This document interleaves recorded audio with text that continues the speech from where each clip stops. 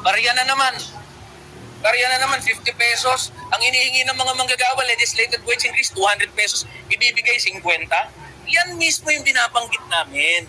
Na yung mga regional wage boards, they are not responsive to the needs of the workers. Pero mabibigyan ka ng 50 pesos, inihingi mo 200. Kaya nga hamon natin dyan sa mga nasa regional wage boards, even Secretary Benny Laguesma, na try na kaya mabuhay ng minimum wage.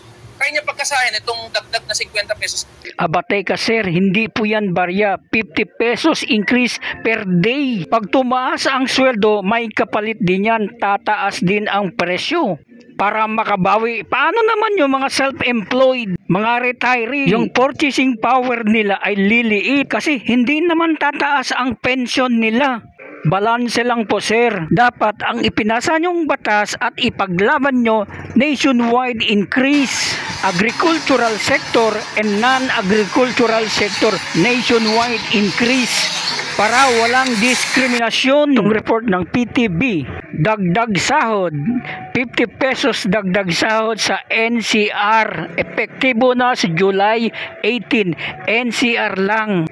Bakit NCR lang? Bakit hindi na lang ginawang nationwide? Ito ang bagong daily minimum wage. Metro Manila lang dagdag increase 50 pesos per day. Ang non-agriculture na ang dating minimum wage ay 645 ay magiging 695.